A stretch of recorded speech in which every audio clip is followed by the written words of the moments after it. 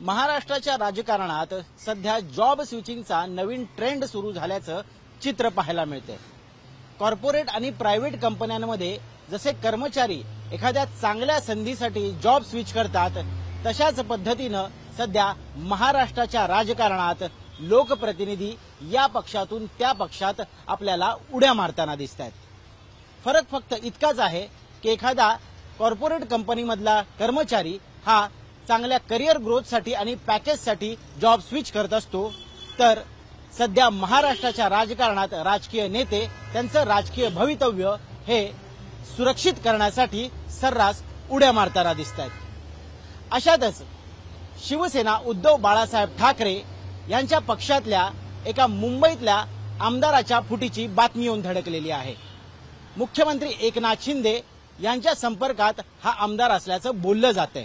अर्थात याच्यामुळे उद्धव ठाकरे यांना मोठा फटका बसणार असल्याचं सुद्धा बोललं जातंय। याचं कारणही तसंच आहे, कारण या आमदाराचं नाव आहे रवींद्र वायकर। रवींद्र वायकर हे जोगेश्वरी पूर्व मतदारसंघातून सलग 3दा निवडून आलेले आमदार आहेत। इतकंच नाही तर ते उद्धव ठाकरे यांचे अत्यंत विश्वासू आणि जवळचे सहकारी म्हणून ओळखले जातात। आता जर रवींद्र वायकर सुद्धा पक्ष सोडून एकनाथ शिंदे यांच्या शिवसेनेमध्ये प्रवेश करणार असतील, तर भविष्याच्या राजकारणात याचे अनेक राजकीय परिणाम आणि पडसाद आपल्याला पाहायला मिळतील। नेमके हे परिणाम काय असतील आणि कशा पद्धतीनं उद्धव ठाकरे यांना याचा मोठा फटका बसेल, हे आम्ही तुम्हाला आज या व्हिडिओच्या माध्यमातून सांगणार आहोत। नमस्कार, मी ऋत्विक भालेकर, आपण पाहत आहात मुंबई तक। माजी गृहनिर्माण राज्यमंत्री आणि आमदार रवींद्र वायकर हे मुख्यमंत्री एकनाथ शिंदे यांच्या शिवसेनेत पक्षप्रवेश करणार अशी चर्चा मुख्यमंत्र्यांच्या वाढदिवसाच्या 1 दिवसाआधीच येऊन धडकली आणि एकच खळबळ उडाली। खरं तर 9 फेब्रुवारी रोजी रवींद्र वायकर हे मुख्यमंत्री एकनाथ शिंदे यांच्या उपस्थितीत त्यांच्या शिवसेनेत प्रवेश करणार असल्याची बातमी होती। याबाबत आधीच कुणकुण लागलेली होती आणि यामुळेच उद्धव ठाकरे यांनी रवींद्र वायकर यांच्या मतदारसंघात म्हणजेच जोगेश्वरी पूर्व मतदारसंघातल्या सर्व शिवसेनेच्या पदाधिकारी आणि कार्यकर्त्यांची एक बैठक सुद्धा मातोश्रीवर बोलावलेली होती।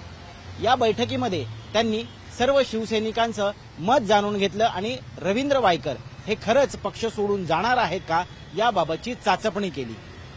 खरं तर रवींद्र वायकर यांच्यावरती ज्या वेळेस जोगेश्वरीमधल्याच एका कथित भूखंड घोटाळ्याचा आरोप लागला आणि या संदर्भात ईडी कडून त्यांची चौकशी सुरू झाली, तेव्हापासूनच ते अस्वस्थ असल्याचं सांगितलं जात होतं।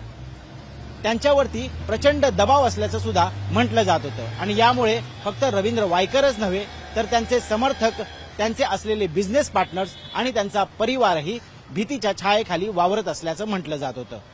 आणि या सगळ्यामुळे त्यांना सातत्यानं धमक्या येत आहेत आणि आमच्या पक्षात या किंवा जेलमध्ये जा अशा पद्धतीनं त्यांना दबावाखाली आणलं जात आहे, असा आरोप नुकताच संजय राऊतांनी सुद्धा एका ट्विटच्या माध्यमातून केलेला होता। या सगळ्याच्या पार्श्वभूमीवरती रवींद्र वायकर हे खरंच एकनाथ शिंदे यांच्यासोबत त्यांच्या पक्षात जाणार का याबाबतची चर्चा रंगलेली असतानाच उद्धव ठाकरे यांनी पूर्ण मुंबईभरात शाखा भेटींचा कार्यक्रम आयोजित केला आणि ज्या दिवशी रवींद्र वायकर हे एकनाथ शिंदे यांच्या पक्षात प्रवेश करतील अशी बातमी होती, त्याच दिवशी त्यांनी उत्तर पश्चिम लोकसभा मतदारसंघ म्हणजेच ज्या मतदारसंघातून रवींद्र वायकर सुद्धा निवडून येतात त्याच मतदारसंघातल्या शाखांना भेटी देण्याचा कार्यक्रम नियोजित केला। मात्र अभिषेक घोसाळकर जे शिवसेनेचेच माजी नगरसेवक आहेत उद्धव ठाकरे गटाचे, यांच्यावरती गोळीबार झाल्यामुळे हा सर्व कार्यक्रम रद्द करण्यात आला आणि त्याचमुळे रवींद्र वायकर यांचा पक्षप्रवेशही आता पुढे ढकलण्यात आल्याचं सूत्रांकडून सांगितलं जात आहे। रवींद्र वायकर यांनी जर खरंच मुख्यमंत्री एकनाथ शिंदे यांच्या पक्षाचीच म्हणजे शिवसेनेची वाढ धरली, तर तो उद्धव ठाकरेंना सगळ्यात मोठा राजकीय धक्का का असेल हे समजण्यासाठी नेमके रवींद्र वायकर कोण आहेत हे आपल्याला आधी समजून घ्यावं लागेल। एका साध्या नगरसेवकापासून ते गृहराज्य मंत्र्यापर्यंतचा रवींद्र वायकर यांचा राजकीय प्रवास हा थक्क करणारा आहे। सलग 20 वर्ष रवींद्र वायकर हे मुंबई महानगरपालिकेमध्ये नगरसेवक म्हणून कार्यरत होते। 1992 साली ते पहिल्यांदा जोगेश्वरीमधून नगरसेवक म्हणून निवडून आले. 2006 ते 2010 या कालावधीमध्ये त्यांनी मुंबई महानगरपालिकेच्या स्थायी समितीच्या अध्यक्षपदी धुरा सांभाळली आणि याच काळात ते उद्धव ठाकरे यांचे अत्यंत विश्वासू झाले.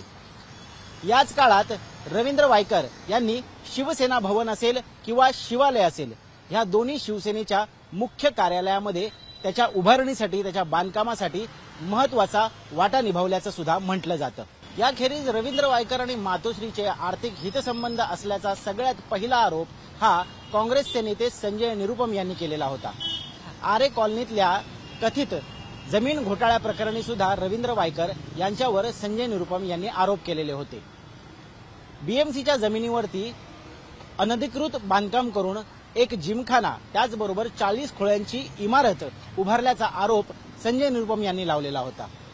या संदर्भात त्यांची चौकशी सुद्धा झाली, परंतु त्यांच्यावरती आरोप सिद्ध करता आले नाहीत. या व्यतिरिक्त भाजप नेते किरीट सोमय्या यांनीही रवींद्र वायकर यांच्यावरती कथित जमीन गैरव्यवहार प्रकरणाचा आरोप केला होता.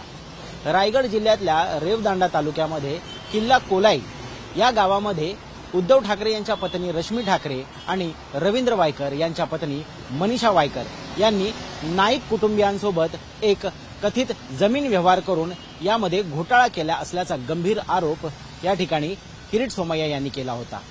खरं म्हणजे उद्धव ठाकरे त्यांनी त्यांच्या निवडणूक प्रतिज्ञापत्रामध्ये या संदर्भातला व्यवहार का दिलेला नव्हता, तो का लपवण्यात आला, यासाठी लागणारे पैसे नेमके कुठून आलेले होते, हा ट्रान्झॅक्शन जो करण्यात आला या ट्रान्झॅक्शनसाठी नाईक कुटुंबावरती काही दबाव आणण्यात आलेला होता का, किंवा या संदर्भात काही मनी लॉन्ड्रिंग झालेली आहे का, असे अनेक आरोप किरीट सोमय्या यांनी केलेले होते. त्याची ही तक्रार किरीट सोमय्या यांनी वेगवेगळ्या तपास यंत्रणांना केलेली होती. यासोबतच जोगेश्वरीमधल्या एका जमिनीवरती पंचतारांकित हॉटेल उभारणीसाठी जवळपास 500 कोटींचा घोटाळा केल्याचा आरोप सुद्धा किरीट सोमय्या यांनी रवींद्र वायकर यांच्यावरती केलेला होता. याच प्रकरणात ईडीने वायकर यांच्याशी संबंधित असलेल्या वेगवेगळ्या ठिकाणी छापेमारी केली आणि त्यांना समन्स पाठवला. आतापर्यंत वायकर यांना 3 समन्स देण्यात आले. यामध्ये वायकर यांनी वेळ वाढवून मागितलेली होती, ती त्यांना देण्यात सुद्धा आली. याच दरम्यान रवींद्र वायकर आणि मुख्यमंत्री एकनाथ शिंदे यांच्या दोघांमध्ये एक गुप्त बैठक झाल्याचं सांगितलं जात आहे आणि या बैठकीत रवींद्र वायकर हे प्रचंड तणावाखाली असून त्यांना मुख्यमंत्री एकनाथ शिंदे यांच्या सोबत काम करण्याची इच्छा असल्याचं सूत्रांनी सांगितलेलं आहे. आता वायकर जर मुख्यमंत्री एकनाथ शिंदे यांच्या शिवसेनेत प्रवेश करणार असतील तर निश्चितपणे येणाऱ्या लोकसभा, विधानसभा आणि महानगरपालिकेच्या निवडणुकीच्या तोंडावरती उद्धव ठाकरे यांना प्रचंड मोठा राजकीय धक्का बसू शकतो.